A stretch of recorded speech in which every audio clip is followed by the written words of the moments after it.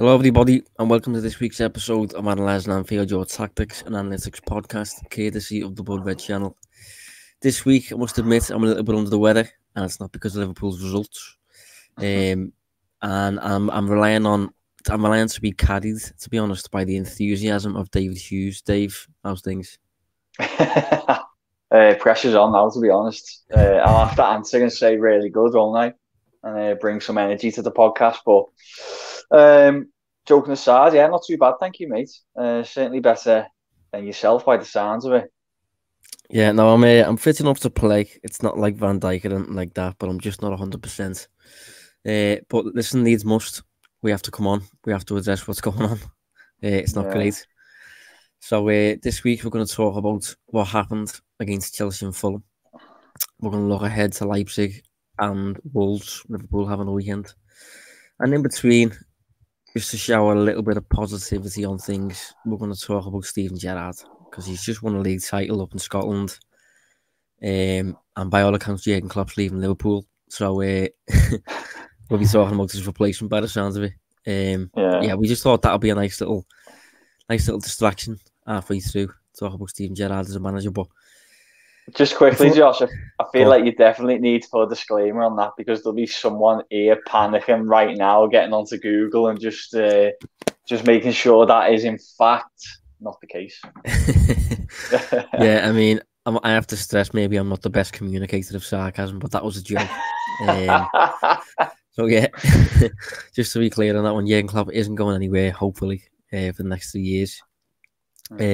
Nevertheless, there's always rumours, isn't there? There's always, of course, one eye on how Steven Gerrard is doing, former captain and stuff. So we'll get to that anyway. But in the meantime, we'll have to talk about the two losses that Liverpool suffered, both at Anfield.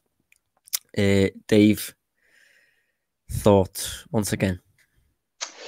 Yeah, I thought Chelsea, Liverpool were fairly set. Well, they were second best on the night for me. It just felt like a lot of same old, to be honest. Well, for that reason, I should have probably said that's why we're going to address both games as a whole, to be honest. Both games together, because it did feel like the same game in a way, to an extent at least, for 180 minutes. Yeah. I don't know if it's the backdrop of Anfield as well, just making it seem like it's the same game on repeat. But yeah, I thought Liverpool looked fairly blunt in attack, fairly toothless again. Just focusing on Chelsea for 1 second. I thought Chelsea played really well. Chelsea were. This is one thing that you don't see many teams do. I thought Chelsea bypassed Liverpool's pressing really easily, which I can't remember that happening much at all, even when Liverpool haven't been playing well. But Chelsea have been really good. They look like a good side. They look more dangerous, and I know the game only finished 1-0 on the night, and the underlying expected numbers weren't particularly heavy in their favour either. But just as the game was progressing for me, it didn't feel like Liverpool were really going to get back into it. To be honest, that we fell behind, which is the kind of theme as things are at the moment. And then a bit of a repeat again against Fulham. The attack to me, I don't know if it gets picked up on the broadcasting angles when you're watching at home, but it just feels very sterile at the moment in attack. It's just not coming naturally, and players don't seem to know where the space is, where to move, where to create things. And I think that's kind of being reflected in the chances that, what's the accumulated XG, Josh, from those two games? About 1.3 or something. For Liverpool, is that? Yeah, for Liverpool, I think you're right. 1.3, yeah. Yeah, I mean, it's so low for the team as good as Liverpool. So, yeah, in short, just a lot of the same old. A lot of stuff we've been talking over the last few weeks, and we keep expecting them to turn a corner. And I do believe that they will. I still do, but it wasn't this week. I mean, I must admit, this is a bit more of a bit of a tricky one for me. This, because I said fairly recently, because it almost felt like we were just blindly backing Liverpool. It felt like we was kind of, to some people who maybe aren't as invested in the performance numbers and stuff like that, it looked like we were just saying that, oh, it'll turn and stuff. I must admit, the past 2 games Liverpool have played, Liverpool have deserved to lose both, and that is worrying. That is when it can turn, and that's when you can keep performing well. And this is looking at various managerial tenures across the league, across various divisions. It kind of always comes down to results, especially when it comes to players and that intangible aspect of confidence sort of thing. It will always come down to results at the end of the day. Like, say, for example, a player like Sadio Mane. Although I appreciate Liverpool have extensive analysis behind the scenes, a lot better than what we do here, I very much doubt Sadio Mane will be looking into the specifics of the game to the extent that we do, for example, or the club do. So for a player on the pitch who's just going about his duty week after week after week after week, and it's just for whatever reason not working, it will get to a point whereby they kind of lose faith a little bit in just doing what they're supposed to be doing, because it's not delivering results, and it feels a little bit like it's early doors again, but it feels a little bit like this could be a little bit of a turn in a negative way, and that's a concern. What do you mean as a wider point in terms of a turn in a negative way? So I mean a turn as in Liverpool get well beaten every week, because like, say, for example, I'll use the numbers to capture my point. So against Chelsea, Liverpool took 7 shots, Chelsea took 12, and the expected goals per shot that Liverpool posted in that game was just 0.04. Chelsea posted 0.1. That basically indicates that the average shot that Liverpool took had a roughly 4% chance of finding the net. Chelsea's had a roughly 10% chance of finding the net. Against Fulham, Liverpool took 16 shots. Fulham only took 10, but Liverpool's XG per shot again was 0.06, and Fulham's was double, 0.12. And obviously Fulham got a lead, so Fulham started to sit on that. So if Fulham didn't get that lead, I'm inclined to think that Liverpool wouldn't have outshot them by 6 shots by the end of the game. And I just think, we talk a lot about probabilities and stuff like that. That's kind of what this is, I suppose. Probabilities. It's the way we look at, this Liverpool's form, the way we have looked at Liverpool's form since Christmas. It's always been, if this match was to get played 100 times, Liverpool would probably be fine in most of those cases. The reason I'm saying about a turn, and I have reason to be cautious a little bit at the minute, is because I think 2 consecutive games in a row there at Anfield against Chelsea and Fulham. Okay, there was plenty of rotation against Fulham, but Klopp's rotated in the past, as you well know, Dave, against Everton, and it doesn't seem to result in much disturbance. So one of the reasons I'm highlighting a little bit of a turn here is because I think if Liverpool will have played that exact game against Chelsea 100 times and that exact game against Fulham 100 times, I think Liverpool lose more than you win, and that's a concern.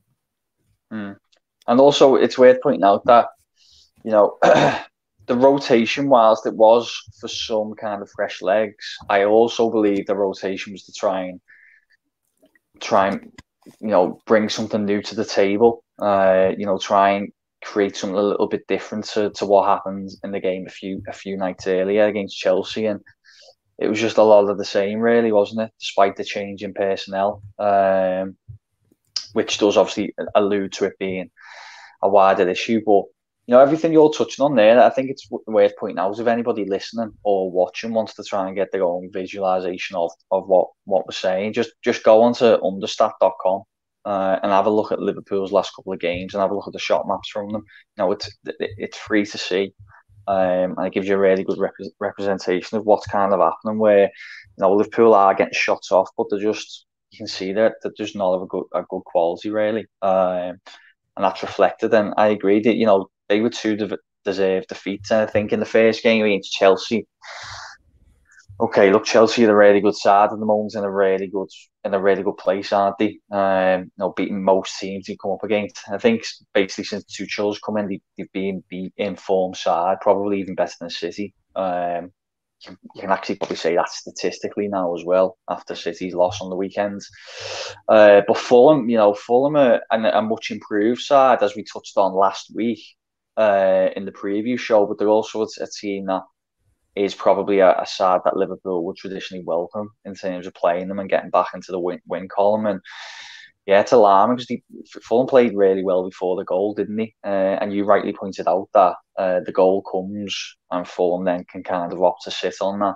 And that's maybe where Liverpool, I don't want to use this term, but I think it captures it best, almost stat pad a little bit in terms of, getting the things like the shot count up without really threatening. And yeah, it is a sticky situation. I can see why, Klopp has openly talked about being glad that the Champions League's coming up because it'll be a distraction from what's going on in the league. I'm glad you mentioned Understat there actually, because I'm going to use Understat now to capture my point. Understat looks at the shots of both teams, the values of those shots from a certain game, and Understat will provide just a general probability of what Liverpool's likelihood of winning the game, drawing the game, and losing the game. Against Fulham, Liverpool, based on the shots of both teams, had a roughly 16% chance of winning that game. 27% chance of a draw, and Fulham 57% chance of winning that game. And in terms of Chelsea, it's probably the same, probably even worse, to be honest.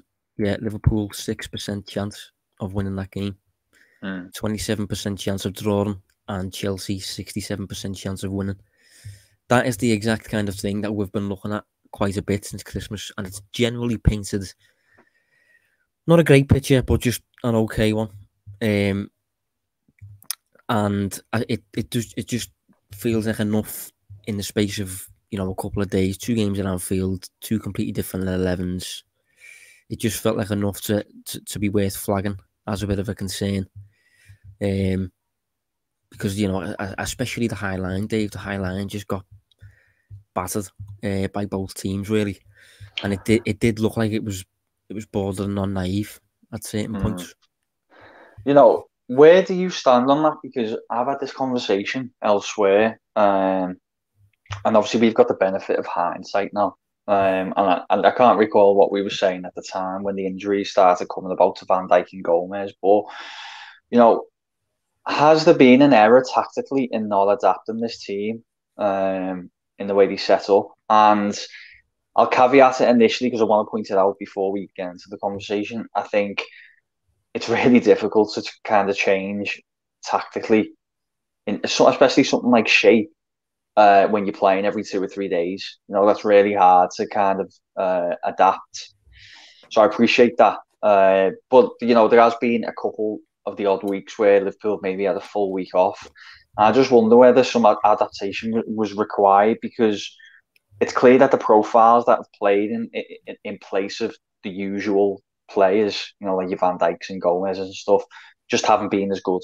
They're not terrible players at all. Even if you put the central midfielders into centre backs, they're still more than adequate. I think the players who've come in, the likes of Kabak, Phillips, and so on, they're obviously not as good as Van Dijk and Gomez, but they're still adequate. For me, well, I don't know, people might disagree, but for me, they're still kind of top 10 Premier League players, I think. But they seem to be getting really, really exposed and being left quite vulnerable as it is, deploying the tactics that are getting deployed. So I just don't know if it opens a wider question that maybe there's been some fault in not adapting it.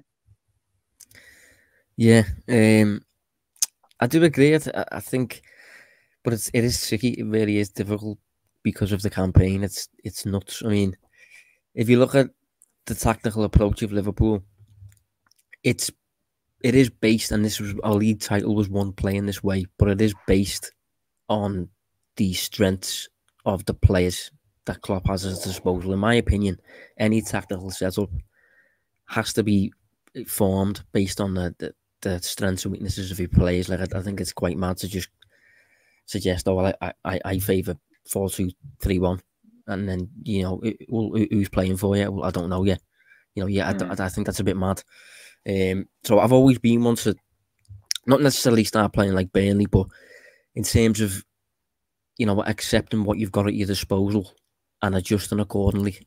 In a way, similarly to how Liverpool adjusted when Fabinho came in, Liverpool adjusted when Van Dijk came in. Obviously in a more proactive way by almost embracing more risk because of the players. Difficult thing with that is I think maybe Klopp will have looked to adjust based on Gomez. Then he will have looked to adjust based on Fabinho. Then he will have looked to adjust based on Henderson. And I think with the changes every single week, Kabak is injured at the minute. I think he's back for the Leipzig game, but Kabak's been injured since we got him in. We signed Ben Davis. We haven't seen him yet. So I think the whole adjustment period to which you just mentioned there that you don't get the time on the training ground, the adjustment that you would need to make on the training ground based on the qualities of the players that you've now got at your disposal. Klopp hasn't even known what players he's had at his disposal because it's changed every week. So it really is difficult, and I think you've got to bear in mind Klopp's built this game that Liverpool have played. Klopp's built this for 5-6 years, and I am still of the belief that this is a short-term collapse, and I do still think that once the season ends, players come back, you have a normal pre-season, you have a normal campaign in terms of one game a week up until maybe the Christmas period, and Champions League games thrown in here and there. So with that being the case, it just seems a bit it's difficult to really rip up everything you're doing. Not necessarily rip up, but just even those adjustments are difficult to make when you know that once the season ends, you're going back to the way you used to play. Because you haven't sold anyone. It's different. You haven't sold anyone. You just got players out for a couple of months. What are your thoughts on it? Yeah, I agree with a lot of what you said there. I mean, if it's trying maybe bring another side to it, although as I've just said, I do agree with a lot of what you said. Sorry, it could be looked at then if you're gonna if you're having an ever changing centre back pairing, ever changing players in those positions, then it does that add more of a case for adapting it, doing something a little bit easier, a little bit more basic. So say if you went like a Klopp 2 or 3 years ago, or Liverpool set up around that period where maybe the defensive line is a little bit deeper, maybe you don't try and have so much, territory dominance, ball dominance, sit a little bit deeper, see if teams will come onto you a little bit more, and then try and expose any space on counter-attacks and things. I'll be honest, I don't think that's straightforward, because I don't think you dropping deeper would automatically mean that the teams would suddenly go out and start attacking Liverpool, because I think they know how dangerous they are. So I'm not saying it's that black and white. I just wonder if there's just something that could have been done to maybe adjust it. And, as you pointed out, there hasn't been a consistent defence there. So then would the emphasis have been more on, trying to have a little bit more of an easier approach for players maybe who don't have the same ability that the likes of Van Dijk and Gomez have. So if a player does come in, there's less pressure on them, there's less responsibility. You can do more of a traditional central defender's role. As I said, it's not black and white, so I can't say right now this is what he should have done tactically to alleviate what happens, because I think it's quite hard when you're throwing everything we just discussed. But again, with the benefit of hindsight, you look at it now and you think, would have these players been able to adapt more if they were in a little bit more of a supportive system, I guess. Yeah, less exposed. Yeah, exactly. Yeah, that's the term I'm looking for. Just less exposed, because I still believe, I've said it already, Phillips, for example. I think Phillips is a good central defender. I think there's a reason why Kabak has a good reputation, because people who've watched him a lot clearly rate him. These defenders are good defenders, but maybe they're just getting, as you've just used the term, exposed a little bit more as the structure is at the moment. Yeah, I mean, it's worth saying, it's worth noting that these past 2 games that Liverpool have lost, both of them have only been 1-0, and this whole Christmas period since Christmas, the main error, the major problem hasn't always been Liverpool's defence. It's been the attack just as much. So if Klopp had have made a few of those errors, a few of those adjustments, Liverpool might have even been worse defensively, or they might have been better defensively, but the attacking problems might have still been there. It's difficult. So it's just one of them. It's a really horrible season, to be honest.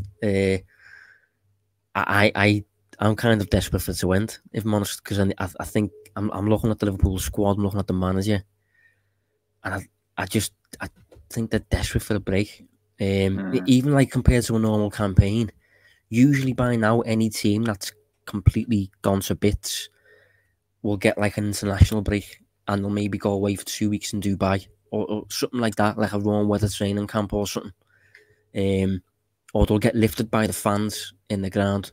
It's almost like it's the worst possible season for this to have happened the way it has. Yeah. And it's, as I said, I'm still mostly in the camp that this is a short-term collapse, and once the season ends, Liverpool will be roughly back performance to the level that they were beforehand. Having said that, I have got a big concern of just how low the team will fall in the meantime. I mentioned before about having a belief in what you're currently doing, to the extent that you just keep doing it every week regardless of results. And I'm just wondering how bad it might get, how low faith will get, and what relationships might become a little bit scarred and stuff in the process, to the extent that maybe next season things do get a little bit it overflows a little bit, but it'd have to get bad for that to happen, in my opinion. But it's on its way. I mean, I think Liverpool have lost now 6 in a row at Anfield. I mean, it's unheard of, really, isn't it? Well, yeah, it's a record, isn't it? Club record. And something you never would have expected when you think that, as of 2021, Liverpool will come to 4 years undefeated at home in the Premier League. I think it's basically one defeat led to 6. I'm just having a look at the fixtures. Go on. I was going to say, just out of interest, David, what do you think regarding this being a short-term, long-term thing, or do you think this is the start of a decline that needs rebuilding? What's your take on it? I am more in your camp than the other one, just because I think there's a lot of talented players in that team, and although it's not happening now, I think it could, as I said, just click back into at any moment. Because even despite all this, Liverpool's underlying numbers across the campaign still look solid, and you think maybe with more luck on the side in recent fixtures, some of those defeats might have ended in draws, like Fulham, for example. Like we said, Fulham were deserving winners, but if you think of the actual goal that ends up being scored, it's a really good finish, isn't it? And if that one doesn't go in, then maybe it finishes a bit of a drab 0-0. So maybe I think what's happened is maybe a lot of Liverpool, although Liverpool aren't playing well and probably just about deserving to lose, I think there's a lot of coin tosses with Liverpool's matches at the moment, and right now it's kind of landing on the negative for them, which feeds into the narrative of what's going on. To answer your question, I think there's a good chance that they probably will have another goal next year with this squad. I think they've got one more year in them. But if this season continues to be as damaging as it is at the moment, Champions League football, very unlikely as it stands. It could sour things. Like, what you don't need, for example, is, and we don't talk about stuff like this, so I don't want to dwell on it, but after what's happened to this whole squad, you don't need like Salah's agent tweeting stuff out when he gets substituted in a home game, because you don't know what's then. Salah's obviously seen that. you don't know what's then being said behind the scenes, and this can create these kind of internal rifts that don't really need to be there, and that kind of stuff can, basically collapse the house of cards, I guess.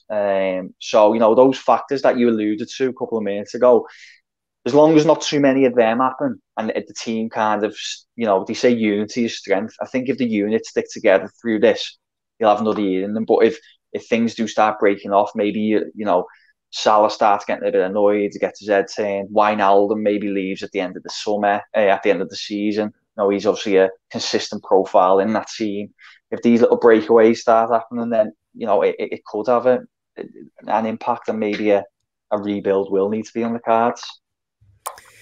Yeah, I think just as the form continues to go the way it's going, it's just becoming increasingly delicate. I think hopefully the whole club, everyone at the club and the players and stuff like that will just remain grounded throughout and be aware that this is just happening now. It's not going to keep happening, specifically once everyone's back and once life is kind of normal again, once Anfield's packed, we have actual centre-backs on the pitch, all that sort of stuff, just the normal stuff. Just quickly, sorry, just on the subject of a rebuild, how do you think that would work with, say it was this summer or the next? I know it doesn't just happen one summer, but you normally have one, when you're trying to rebuild a side, you'll normally have one really busy summer, won't you, where you'll bring kind of like three, 4 key players in. I wonder how that works with the dynamic with Klopp and because obviously Klopp is here until 2024. That's right, isn't it? And yeah, he's not going to proceed beyond that, is it? We're probably sure that's not going to happen. So I just wonder whether he oversees it, or how that dynamic works, whether it's going to be purely the club doing it, like Edwards and co, and he's just kind of having to deal with the hand that he's given in terms of the players that come in who might be a little bit raw at that stage. Or can you see what I'm trying to get to? I just don't know how that'll play out, because obviously Klopp probably won't be the person who's then looking after this next generation. It'll be another manager we might touch on in a bit. Yeah, I think I remember reading something along these lines, and I think it was roughly that the plan was kind of Klopp would start the Klopp 2.0 team, if you like, the next generation of Liverpool, beyond the likes of the front three and those key figures. In the meantime, Liverpool would accept some sort of transitional period whereby the team finished maybe 4th, 3rd or so, like United did under Ferguson a few times maybe, before then going again. And I think the plan was to, by 2024, have that transition happened, the team going again once more, and then with that second team then built, if you like, Klopp then kind of seamlessly gets replaced as that team is still experiencing peak, if you know what I mean.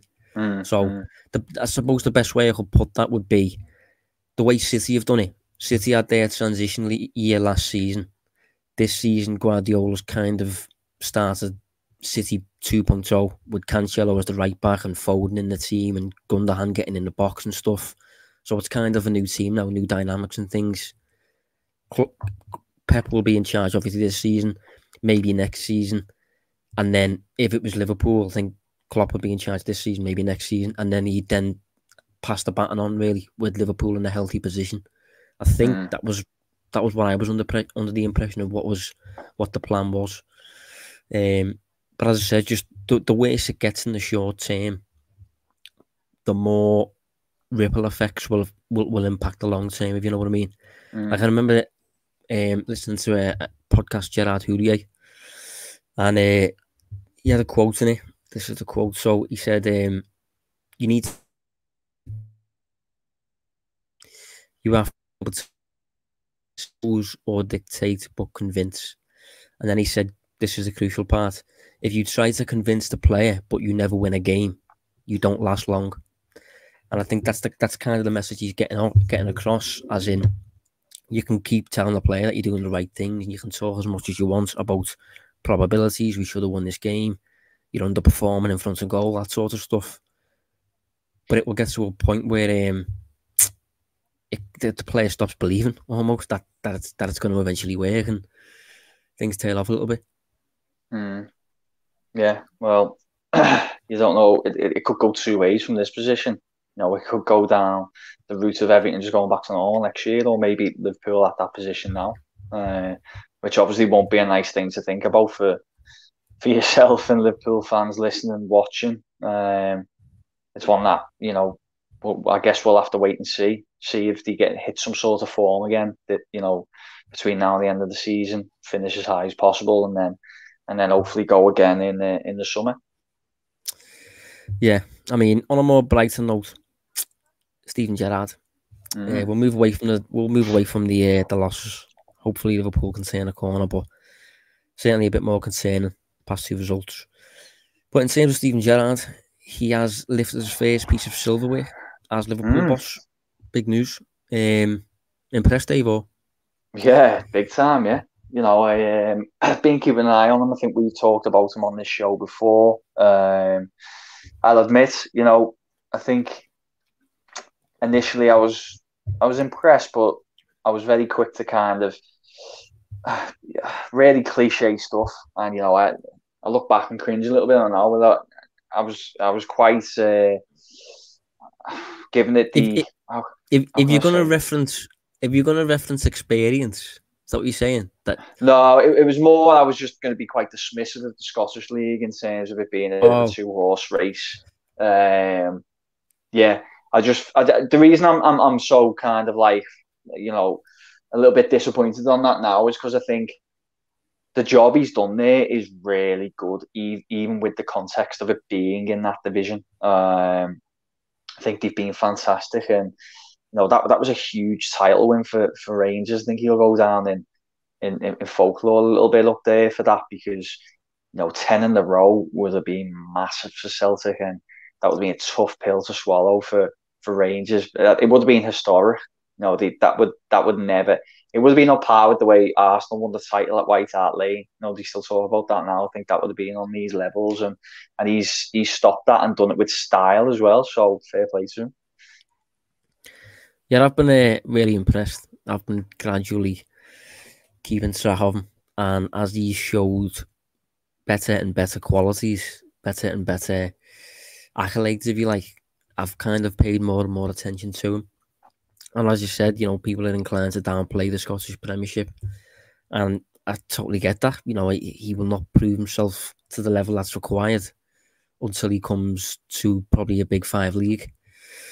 Having said that, all of the stuff that he's done in Scotland is applicable and desirable for a job like Liverpool, I suppose. I must admit, I don't think the next job can be Liverpool for him. I think since we last spoke about this, I have sided with you a little bit in terms of, just get one more under your belt, maybe. Like Klopp comes. I think Liverpool should always behave like a club at the top of the food chain. Liverpool shouldn't be taking chances on coaches who might be boss but might be a shambles. You know what I mean? Liverpool should be shopping at the business end, really. If you look at Jurgen Klopp, for example, Jurgen Klopp come in and he's got 20 years of managerial experience at the minute. And I think specifically in the period right now, he's able to revert back to his experiences, and obviously had a similar period at Dortmund and stuff. Whereas, let's say, for example, if Mikel Arteta was going through this, it'd be totally new for him. And not to downplay Arteta, but it's something that's required, I think, for a top job. Well, look at Lampard. Lampard was the kind of one that it happened with, didn't it? Premier League, big club, and it just didn't. It didn't happen for him. He kind of hit a real sticky patch and couldn't get out of it. And he obviously had a lot of backing at the club initially. Club hero. You thought he'd get plenty of time, but in many ways, when you actually think about that one, it's very similar to what maybe you'd see with Gerrard. Now, I think a big difference is the Liverpool model and the Chelsea one is completely different. I think Chelsea are a lot more ruthless in how they approach things. But then, our Liverpool as well. Liverpool quite ruthlessly moved Brendan Rodgers on when they thought that one wasn't right. They've had Klopp in charge for 5 years because Klopp's been so good. So in that situation, Chelsea brought in a club legend who'd obviously had a decent, not as good as Gerrard, but a decent period with Derby. Done fairly well with them. And he's come in and he just couldn't kind of handle that level and that quality of play and get the best out of them. You wouldn't want to see a repeat of that with Gerrard and Liverpool, because obviously you want it'd be a disastrous thing for Liverpool to have to sack Gerrard, wouldn't it? But maybe we should just stick on the positives for now on how well he's done up there. No, I think Lampard's a good example. I think it was. I thought it was really telling when a couple of weeks ago, well, a couple of months now, both teams were struggling a little bit, and Lampard spoke after the game and kind of threw his players under the bus to an extent. He was acting like a person who was who felt like the world was against him and felt like everyone was conspiring. I think he was having a go at journalists and stuff like that. Yeah, he was. And then Klopp got asked a similar type question not so long after, when Liverpool lost to like Burnley or a team like that, and Klopp just looked straight down the camera and said, "It's my fault." And I think that's one of the reasons why Lampard, I mean, it wouldn't have happened anyway, but that's one of the reasons why Lampard has now experienced his first sacking already, whereas Klopp has never experienced a sacking in his career. It's because it never really turns to that level of negativity under Klopp. And again, it's just about that experience. But in terms of Gerrard, yeah, I just think when Liverpool comes looking for a new manager, eventually, I think there'll just be a number of tick boxes that the new man will have to have under his belt. And I think just a few of those that I've just noted here. He'll have to have a proven track record of improving players. He'll have to be, in my opinion, a proven winner in terms of silverware, getting over the line, ideally a domestic league. Willingness to work inside the structure that Liverpool currently have in terms of a director of football and stuff like that. Obviously, he'll have to speak English. He'll have to have a playing style that complements what's came before and what's suited to the club.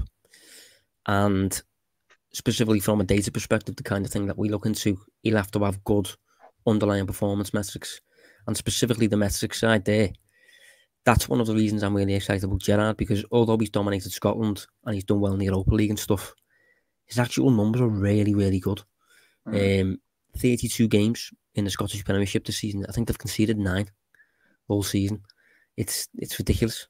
Yeah, and they're backed up, aren't they, by the underlying numbers? And you touched on making players better. Than I mean, what's really interesting is the way they play. A 4-3-3. But if you have a look at things like, I imagine, I'm trying to think who it might have been. Someone like Sam Maguire might have shared an average position map. And if you look at it, it's weird how the similarities between Rangers and Liverpool. Certainly, maybe not the current Liverpool, but the Liverpool that we got so accustomed to, the kind of title winning side.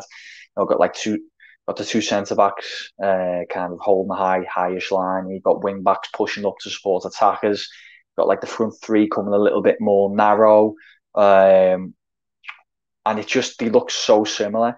And then they've got multiple goal threats on the pitch now. They're not just reliant on like one kind of talisman.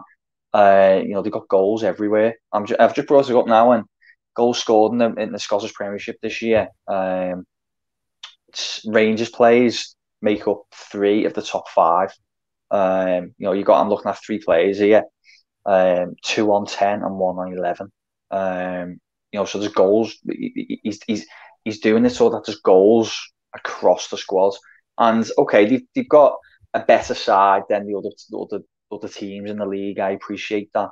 But I wouldn't say they've got a phenomenal team. Certainly not a team of individuals who could go and win the league on their own without strong leadership and good coaching.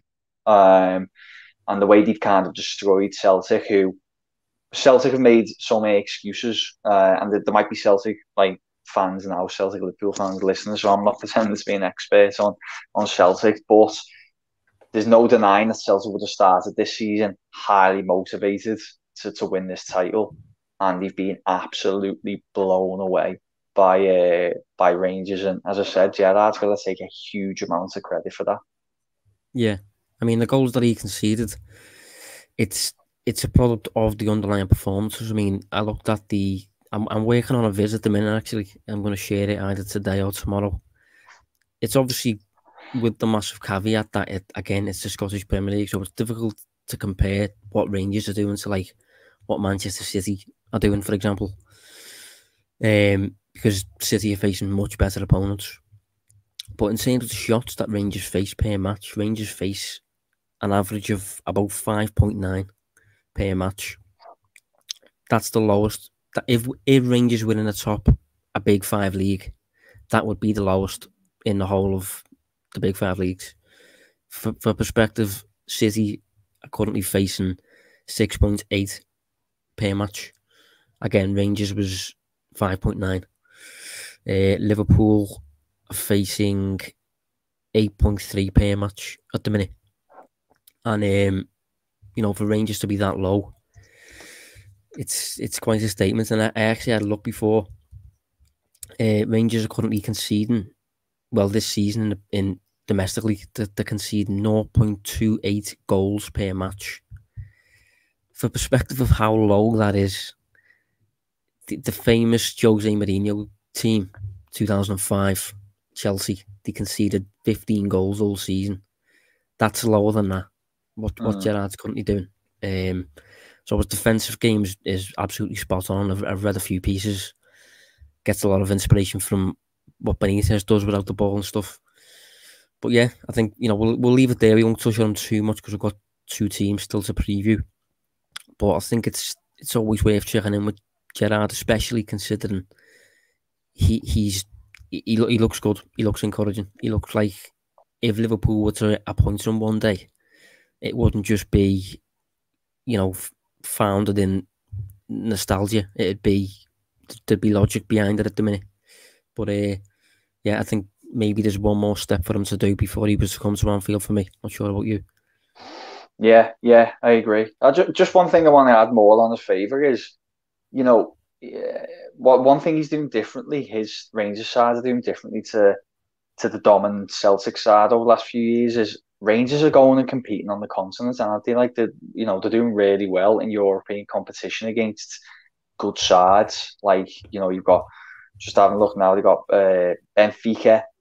They went home and away, played Benfica home and away, draws, beat Standard Liège, good record against, they had good competition and won against Antwerp. They've played some fairly decent European sides that it feels like often Celtic come unstuck against, and they done pretty well. And that's a bit of an acid test for me. Can they do it against different philosophies, different kind of against teams from different countries? And they're showing they can. Yeah, I mean, when I looked at him a few months back, his you compared him to Celtic there and what Celtic tend to struggle with in Europe. Celtic are one team you obviously can compare Rangers with quite fairly. And one thing I picked up on last time I checked was, I think when Rodgers was at Celtic compared to Gerrard's current season at Rangers, I'm not sure if it's still the case, but it was when I looked around December. Rodgers' best season for shot differential, so that's the number of shots that you take minus the number of shots that you face.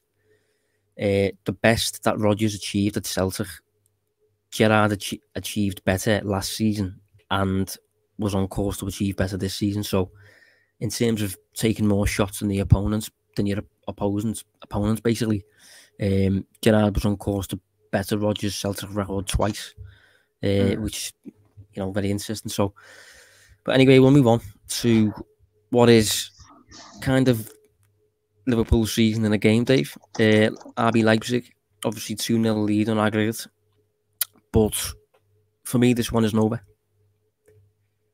No? Okay. I don't know. I get the fear. I think in the last game, it wasn't 2-0 for me. I think that's maybe why I'm saying it's not over. Yeah, it was a fairly even performance-wise, wasn't it? But obviously Liverpool just punished Leipzig with, two kind of, I guess you call them mistakes to an extent. But look, yeah, I do. I think Leipzig with the as a proposition in terms of a team who will be going all out to attack could be a problem. Because they have nothing to defend, do they? They're basically going out to not only overturn like a 2-0 deficit, but obviously go and win the game. And I do, from that point of view, think it could be a really difficult task. And obviously, since Liverpool last played them, they've had 4 back-to-back wins against decent sides. Beat Hertha Berlin away, Mönchengladbach at home, beat Wolfsburg, went to Freiburg and won as well. So they scored 3 goals in 3 of those matches and 2 in the other. So, and they conceded just twice. So, they're still performing as good as they were when we previewed the first leg. So, yeah, you're still playing a top side who I believe is still, let me just check. Are they still top of the table? No, Bayern have just picked them, but they're second in the table. So, yeah, you are playing one of the Bundesliga's best sides who are in really, really good form. So I guess that little bit of apprehension you've got is warranted.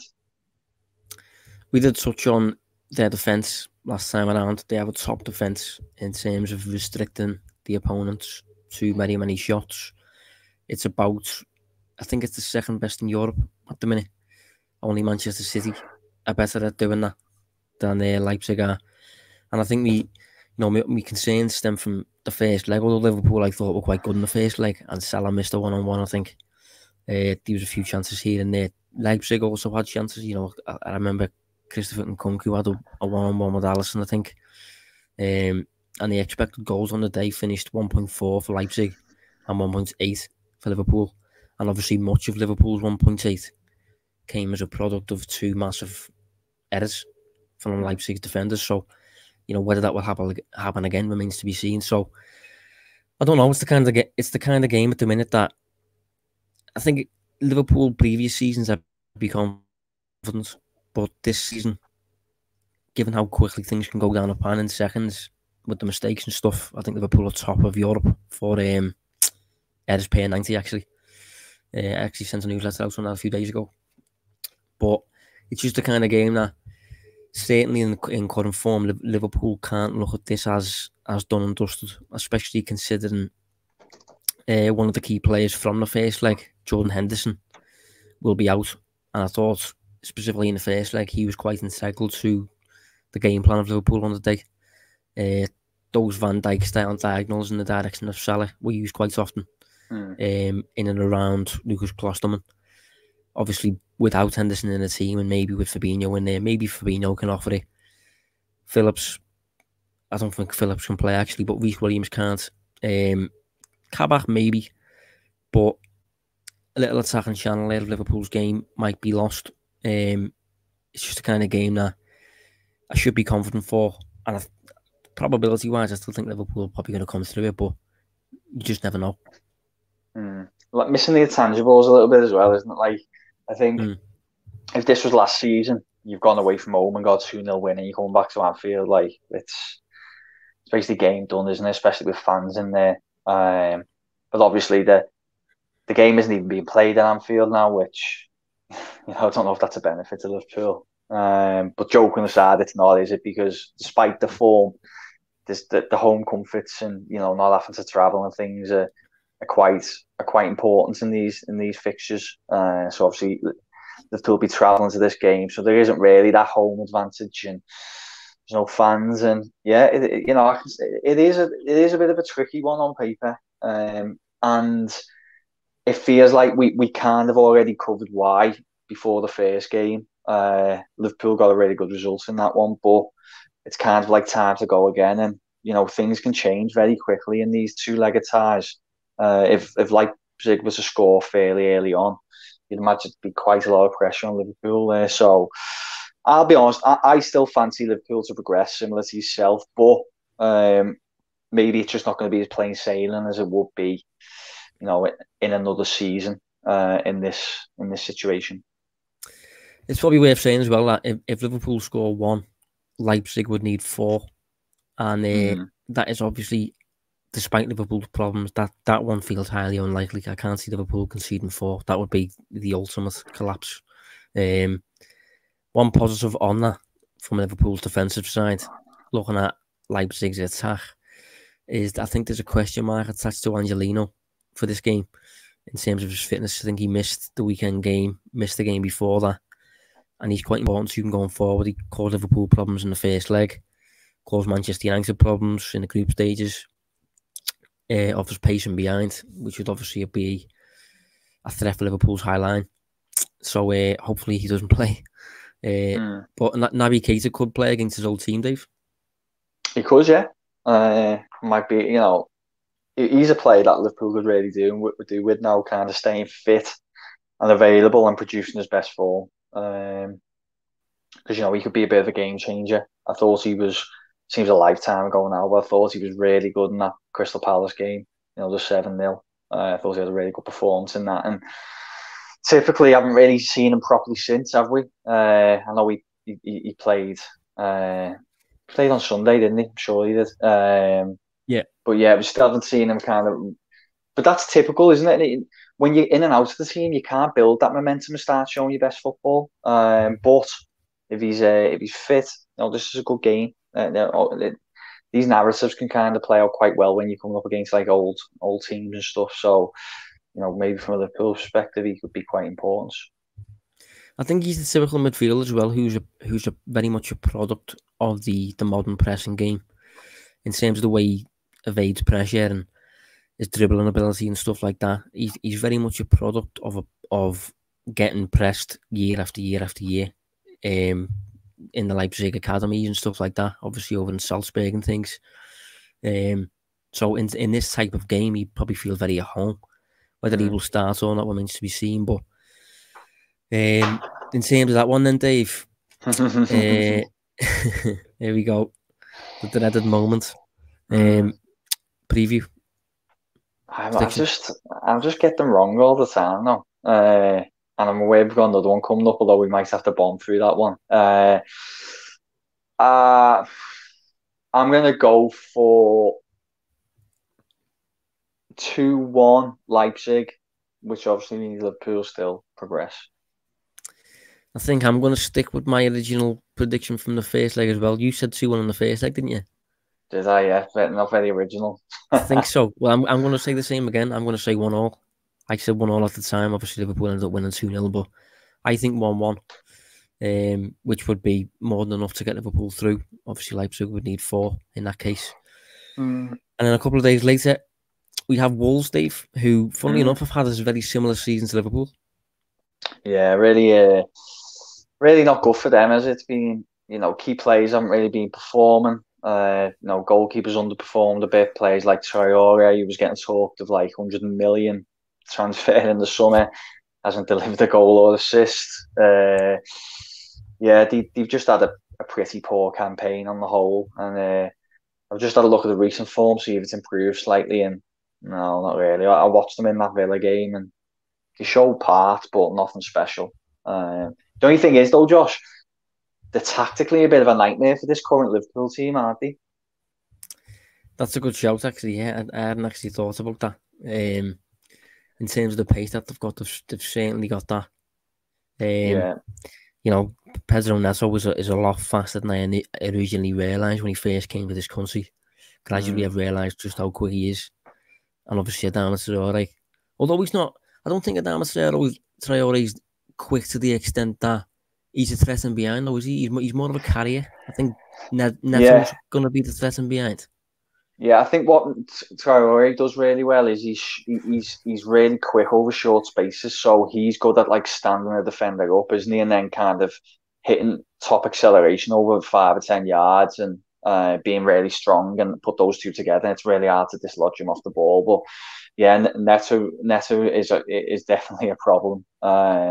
as is trying to create chances against Wolves, because although they haven't been anywhere near what they were last season, they are team who sit in, aren't they? And kind of often fall into like a back five thing, and these are all problems Liverpool have had, against these teams in terms of creating clear-cut chances.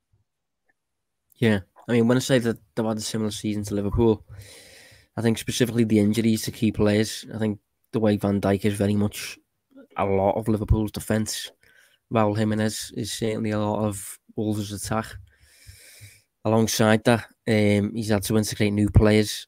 And, while also obviously losing Jimenez to injury, he sold Jota and sold Matt Doherty, who was quite entitled to the way they scored goals too.